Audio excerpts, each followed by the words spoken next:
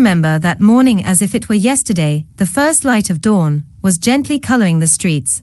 As I walked the familiar path to work, I was an elementary school teacher, my calm expression hiding the pain of losing Anthony, my beloved husband. 10 years ago, Anthony had disappeared in a tragic boating accident during a storm at sea, leaving me heartbroken. And without a body to bury, I threw myself into teaching the children in the classroom, not just math and science, but kindness and resilience.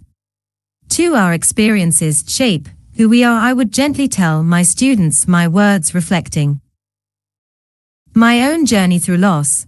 But that day an unexpected twist was waiting for me. It was the last day of classes, before summer break. During recess, I was in the staff room watching a TV report, when I saw something that froze my heart. The reporter announced they were introducing Anthony Parker, a respected community leader, and his wife Kendra Campbell in Los Angeles. The camera focused on a smiling man, next to a woman. I gasped, my eyes glued to the screen. It was him, my Anthony, alive. Impossible, I whispered, my hands shaking as I held my coffee cup. My colleagues noticed my pale face and anxiety, approaching me with concern. One of them asked if I was okay, but I barely registered their voices. I was completely absorbed by the impossibility of what I had just seen. That night alone at home, I pored over old photo albums. The happy pictures of Anthony and me stood in stark contrast to the reality. The report had shown. How can this be possible? He was supposed to be dead, I told myself, my mind struggling to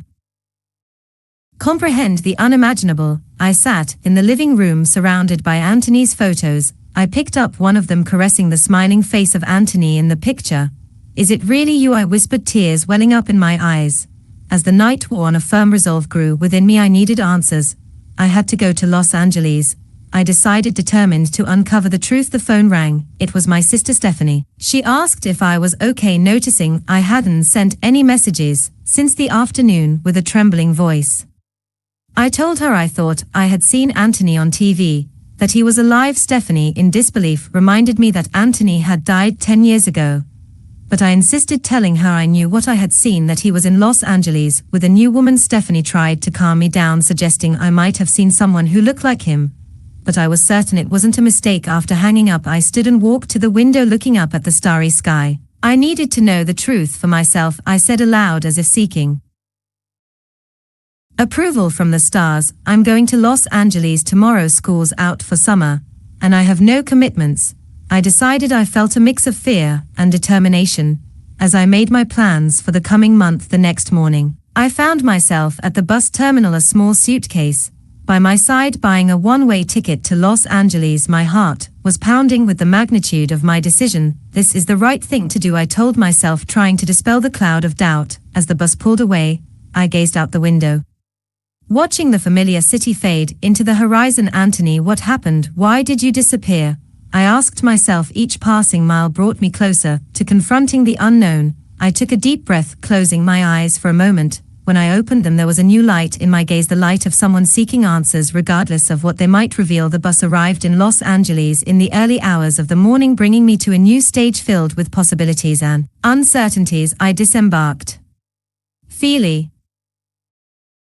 like a stranger in search of a ghost from the past. This is where I'll find my answers, I murmured with determination. In a small cafe in the area I'd heard about in that report. At school, I sat with a map and a list of addresses on my phone. Anthony, where are you? I wondered, tracing possible routes with my finger on the map. As I sipped my coffee, I overheard two locals talking about a community leader named Anthony. One of them was praising Anthony Parker's work in the neighborhood, saying he had really changed things around here. I turned discreetly, paying attention to their conversation. Gathering my courage, I approached the two men, trying to hide my anxiety. I asked if they knew where Anthony Parker lived, explaining that I was trying to find an old friend. One of the men, with a friendly smile, gave me Anthony's address. He warned me that Anthony lived very close by, but was a very busy man, always involved in community projects. I thanked him, feeling a mix of relief and nervousness as I walked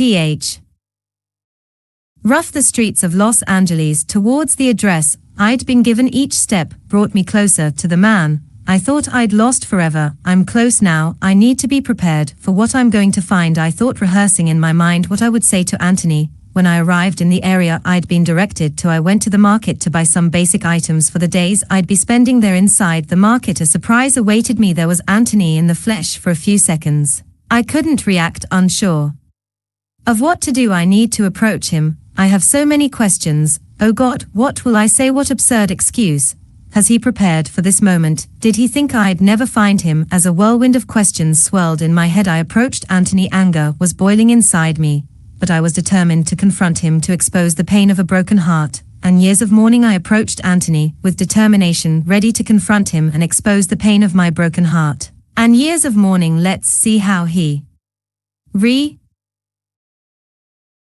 acts, I thought, walking towards him with firm steps. Hello, Anthony, I said, my voice a mix of challenge and anticipation. I wanted to see shock on his face, guilt for disappearing without a trace. Anthony turned, and for a moment our eyes met. I saw no recognition in them, just polite confusion. He asked for my name and if we knew each other. With genuine curiosity, I froze, my anger turning to surprise. I had expected recognition, a spark of memory. It's me, Anna, I said, forcing a strange smile, trying to hide the turmoil of emotions consuming me. Anthony smiled apologetically, explaining that he worked with many people in the community and sometimes confused names and faces. He extended his hand in a friendly gesture, my heart racing. I accepted his hand. I improvised, saying I was part of the neighborhood association and had heard a lot about his work. Anthony seemed pleased, asking if I attended the association meetings. I replied that I did occasionally, maintaining my disguise. I wanted to discover more too. Understand why Anthony didn't remember me. As Anthony nodded and prepared to leave, he expressed hope of seeing me at future community events. I watched him walk away, a myriad of thoughts running through my mind. Does he really not remember me? Or is he pretending? And why, I wondered, feeling confused and frustrated. Leaving the market, I knew I needed a new plan. I need to approach him differently. I need to understand what really happened. I decided, determined to unravel the mystery behind Anthony's amnesia. Is he acting all of this? I thought, disturbed by the idea. After the encounter at the market, I walked through the streets of Los Angeles, lost in thought. I needed to observe Anthony closely, understand his current life, and above all discover if there were any inconsistencies in his story. I decided to follow Anthony discreetly, maintaining a safe distance. I watched him interact with various people in the community, always with a kind smile, an attentive attitude. He seems like a completely different person from the one I knew, I thought as I observed him from afar. My heart ached with a mixture of longing and confusion, wondering what had happened to the man I once loved. I sat on a park bench, strategically positioned to observe Anthony helping with a food collection campaign, straining to hear nearby conversations. I tried to gather more details about his life. A woman on the neighboring bench commented that Anthony had been their pillar of support, arriving a few years ago and changing everything for the better. I leaned in discreetly, absorbing every word. He appeared a few years ago.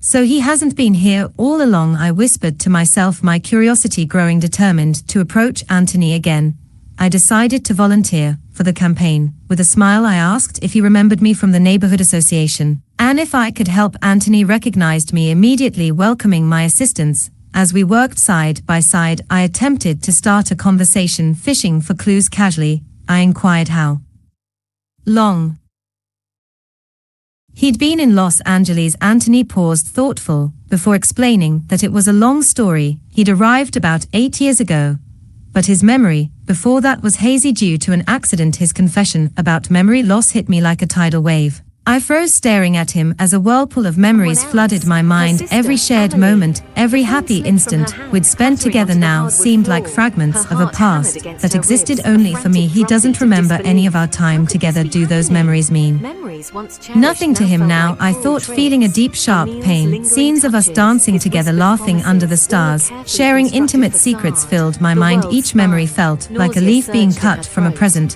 where they no longer existed. For Anthony, he was the love of my life. He used to say, I was the love of his life, and now I'm just a stranger to him. I thought, fighting back tears. Anthony noticed the sudden change in my expression and asked if I was okay, noting that I looked a bit pale. I shook my head, trying to compose myself. Yes, I'm fine, just a bit surprised by your story. It must have been difficult for you, I replied, forcing a smile inside. I felt like I was experiencing a second loss, mourning the shared memories that had defined so much of my life. After finishing the volunteer work, I bid Anthony goodbye and wandered the streets of Los Angeles. His words echoed in my head as I grappled with the reality that the man I loved, in a sense, no longer existed. Sitting on the same park bench as before, I let my tears flow freely. Everything we experienced, every promise, every dream, it's as if they never existed for him now, I murmured to myself, overwhelmed by the pain of loss.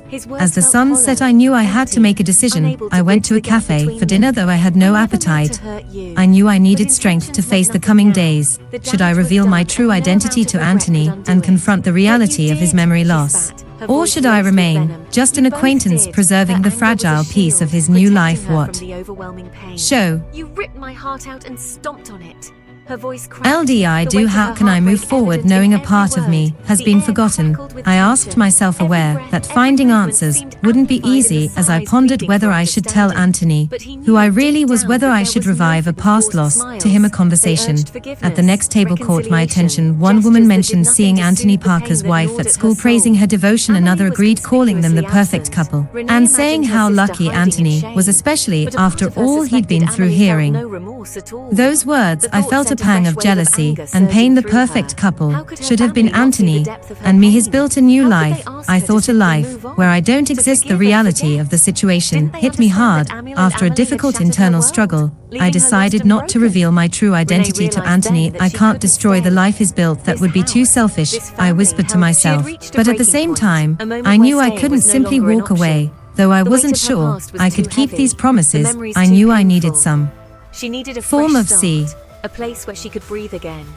Packed a bag, booked a one-way ticket. Lodge some understanding of what really happened. I planned to approach Anthony not as his ex-wife, but as a friend from the community. I'll try to understand who he's become, and maybe then I can make peace with the past. I decided, feeling a mix of determination and sadness. With this plan in mind, I attended a community event one evening in Los Angeles. I wanted to observe Anthony and his wife Kendra to better understand their relationship.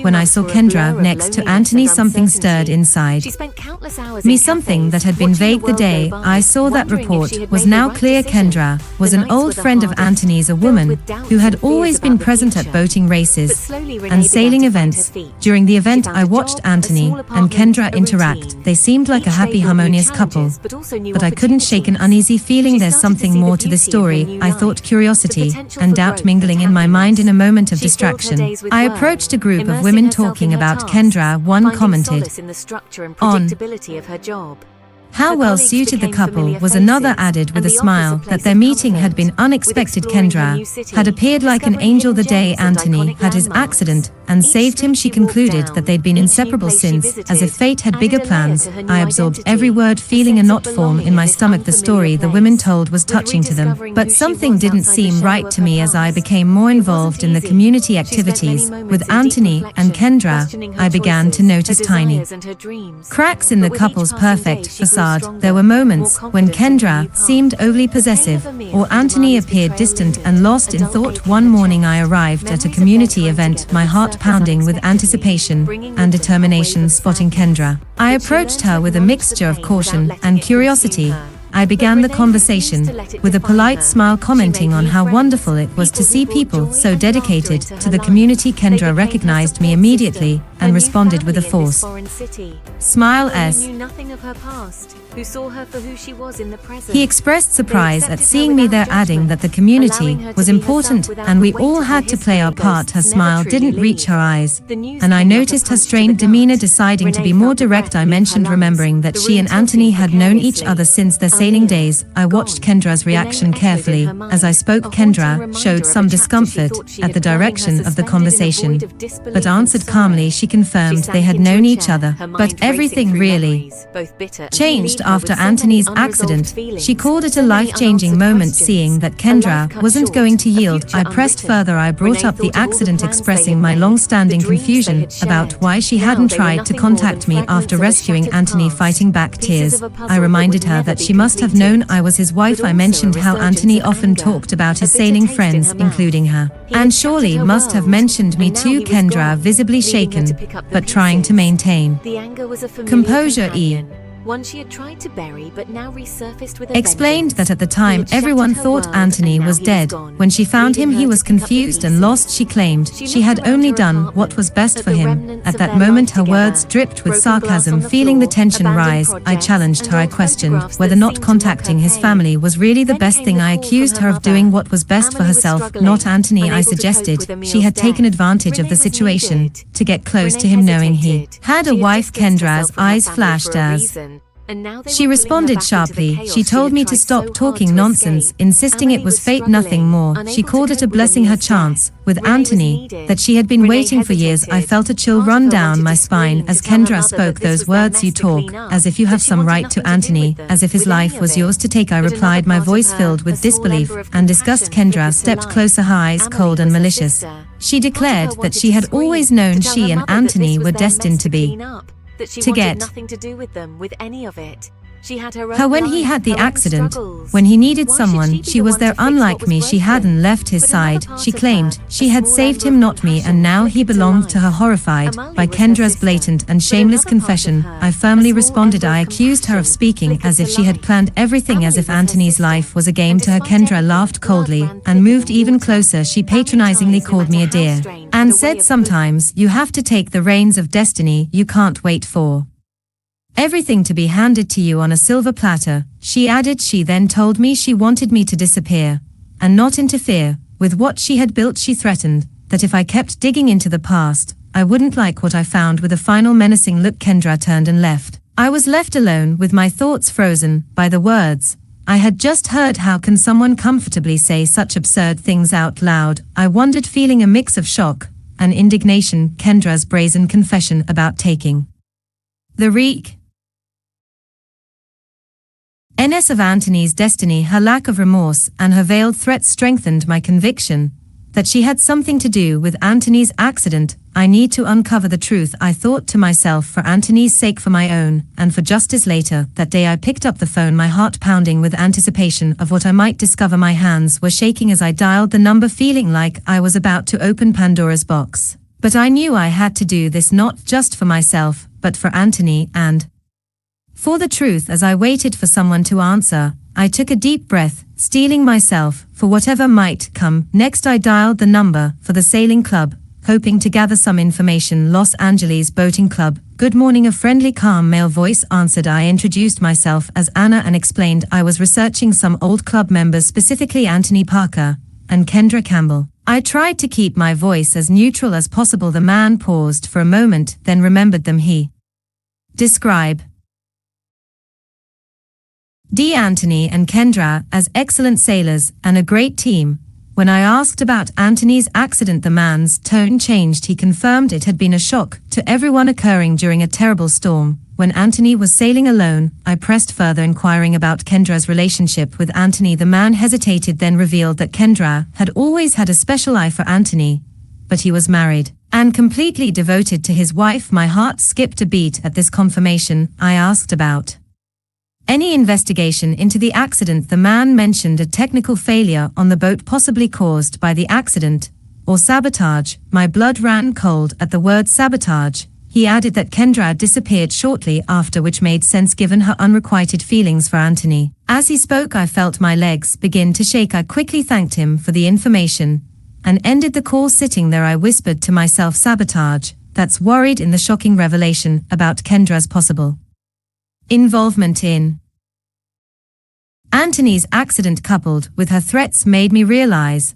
I needed to tread carefully. I decided to approach Anthony, but in a way that wouldn't alert Kendra. Over the next few days, I found opportunities to get closer to Anthony at community events where Kendra wasn't present. Each encounter was a whirlwind of emotions, the pain of loss, confusion over Anthony's feelings, and the rekindling of old emotions during a food donation event. I casually asked Anthony how he got involved in the community project. His gentle smile, as he explained how he felt the need to connect with people after the accident, made my heart ache. I could see a certain sadness in his eyes. When he mentioned the accident, he still seems lost, trying to piece his life together. I thought to myself, as time passed, Anthony and I met several times, and a connection began to form again between us. It was a memory of what we once shared, and it filled me with both hope and fear. I noticed Anthony seemed confused by these new feelings.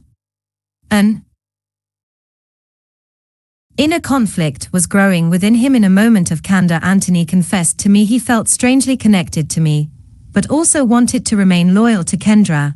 She had been there for him when he needed someone most. He wasn't sure what to do, but thought he needed to create some distance. His emotional turmoil left me feeling melancholic. I understood his sense of loyalty, but knew I had to act to reveal the truth about Kendra. I understand your loyalty, Anthony. I don't want to complicate things for you, I said, my voice filled with sincerity. Then I suggested a dinner with the three of us as friends to solidify our friendship. Anthony seemed surprised by the proposal, but agreed after some thought. He said it was a good idea, a chance to sort things out and move forward. That's wonderful, I replied, a plan forming in my mind. I suggested we make it a surprise for Kendra, telling her it was just a dinner with community friends. Anthony hesitated, but liked the idea of a more casual gathering. He agreed, saying Kendra would probably enjoy it too. We set the date for next Friday, with Anthony offering to make all the arrangements. I smiled, but inside I was tense at the prospect of the coming confrontation. This dinner would be the stage for me to finally face Kendra in front of Anthony. I knew the risks, but the need to expose the truth about Kendra and possibly help Anthony recover part of his past was greater. The days leading up to the dinner were filled with tension. For me, I spent time carefully planning how to approach Kendra and Anthony, trying to anticipate their possible reactions. On Friday, I dressed with a mix of nervousness and determination. I chose an elegant but understated outfit, wanting to appear friendly but serious. Today, everything might change, I thought, looking at myself in the mirror. Arriving at the restaurant, I saw Anthony was already there waiting. He looked anxious, constantly glancing towards the entrance. He feels the importance of this night too, I realized. Anthony stood up to greet me, saying he was glad I came. He expressed hope that Kendra would enjoy the surprise. I nodded, feeling a knot in my stomach, as I replied that it would surely be an unforgettable night for all of us. I watched as Kendra arrived, her face registering surprise at my presence. Anna, what are you doing here? She asked, her voice laden with suspicion. Anthony quickly intervened, explaining that he thought it would be nice for us to have dinner together as friends. He called it a surprise he had planned. Kendra smiled, but her eyes betrayed her distrust. She sat down carefully, maintaining her distance from me. The dinner began with light conversation, but I knew I couldn't postpone the inevitable. Anthony, Kendra, there's something I need to say, I began, drawing their attention. Anthony looked at me curiously, while Kendra seemed increasingly tense. I took a deep breath and continued, my voice steady. I told Kendra that since coming to Los Angeles, I'd heard a lot about her, and Anthony especially, about how they got close after the accident. But there were things that still didn't make sense to me. Kendra swallowed hard, clearly uncomfortable. What are you getting at, Anna? She asked, trying to maintain her composure. I steeled myself, ready to confront Kendra with everything I had discovered. The time had come to reveal the truth, and I was prepared to face the consequences. Anthony watched in confusion, sensing the gravity of the moment. I began by telling Anthony that I'd heard about him and the accident. Looking directly at Kendra, I said that something didn't add up. She had been close to Anthony before the accident, and suddenly, they were together living in a different town. Kendra faced me, her expression hardening. She retorted that people change, that what happened to Anthony was a tragedy, but also an opportunity for a new beginning. I pressed on, undeterred. Opportunity, Kendra? I talked to people at the boating club. They said you disappeared right after the accident, devastated because Anthony never reciprocate. Your feelings? Anthony turned to Kendra, shock evident on his face. He asked if it was true, if they had known each other and if she had feelings for him. Before the accident, Kendra hesitated, then answered dismissively. She admitted to having feelings for him, to sailing together. She said that when she found him injured and confused that night, she knew it was her chance. "I saved you, Anthony," she declared. I continued, my voice growing stronger. I brought up the investigation into the accident, mentioning the possibility of sabotage. I pointed out that Kendra had technical knowledge about boating and would have known how to sabotage Anthony's boat. As I spoke, I could feel the tension in the room rising thick as fog on a cold morning. I watched as Kendra laughed coldly, asking if I really thought she was capable of such a thing. She turned to Anthony, questioning if he would believe a crazy woman like me. Anthony stared at Kendra, still in shock, trying to make sense of the situation. He said it was too much for him to process. Noticing Anthony's confusion and pain, I spoke firmly. I told him he had a right to know the truth. I challenged Kendra, saying that if she truly loved Anthony, she should tell him everything about the accident and how they really ended up together. A heavy silence fell over the table as Kendra looked from Anthony to me. It was a moment of truth, and I knew the words that followed could change everything. With a deep sigh, Kendra began to speak, her voice trembling. She confessed to Anthony that after finding him that night, she couldn't let him go. She saw her chance when he was confused and without memory, and she took it. She admitted to lying about his wife being dead and him being alone. I watched as the color drained from Anthony's face, his hands shaking. His voice was filled with disbelief and pain as he asked about his wife and what Kendra had done to her. Kendra confessed to lying, tears now streaming down her face. She said she did it for him, that she loved him and thought the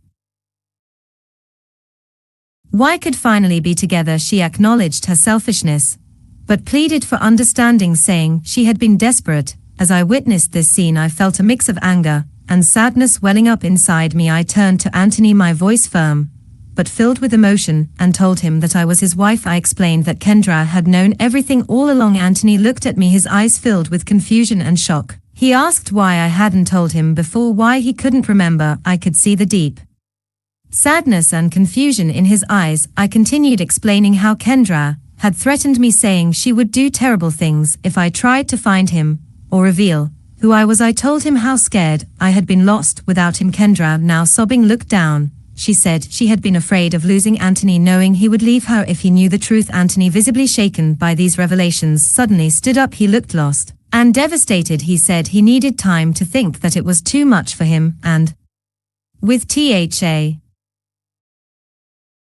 he left the restaurant, leaving Kendra and me alone with the weight of the revealed truths. I watched Anthony walk away, my heart constricting with pain, and hoped that the truth might finally begin to heal the wounds of the past. After that night of revelations, Anthony found himself in a whirlwind of emotions and thoughts. As he walked the streets of Los Angeles, he felt completely lost, trying to process the truth. He just learned the reality that his marriage to Kendra was built on lies, coupled with the shocking possibility that his accident might have been sabotage, hit him hard. And his wife, a woman he didn't even know, had been in the same city. How could I have been so deceived? Anthony muttered to himself. And Anna, my real wife, was there all along. He felt a mix of anger, guilt, and sadness. He remembered the moments of strange connection he'd felt with me, and now it all made sense. What he couldn't explain had been rooted in his forgotten past. Determined to find answers, Anthony went to the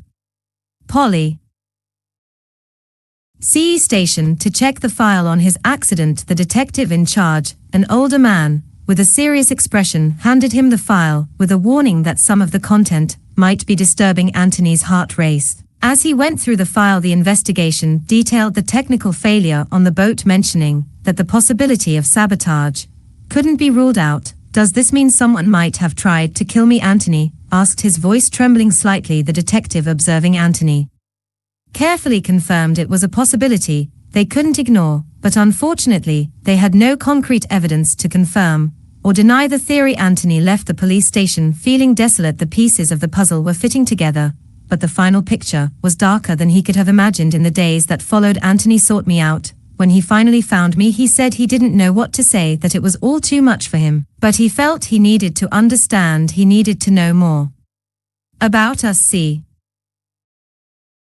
In Anthony's pain and confusion I gently responded that I was here for him. I told him we would figure it all out together, that he wasn't alone. Together we began the journey of unraveling Anthony's past. It was a journey that would lead us to face the pain of forgotten memories.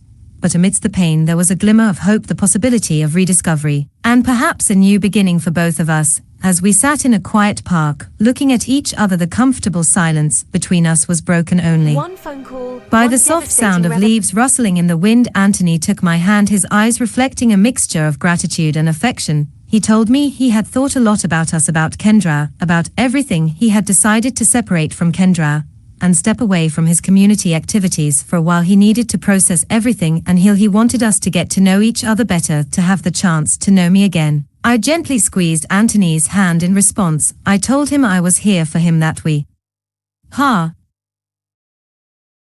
a second chance to rediscover our love, our life together, and I wanted to cherish every moment of that with him. Anthony smiled, a smile that lit up his face. He said being with me, rediscovering our memories, was like a part of him that was lost had returned. He wanted to create new memories, build a new life with me. I agreed, saying that although what we had been through was painful, it had brought us back to each other. That in itself was a miracle. Tears of happiness shone in my eyes as we looked towards the future together. We knew we could rebuild a life full of happiness and meaning, strengthened by a love that had withstood the test of time and adversity. Anthony and I were ready to weave new memories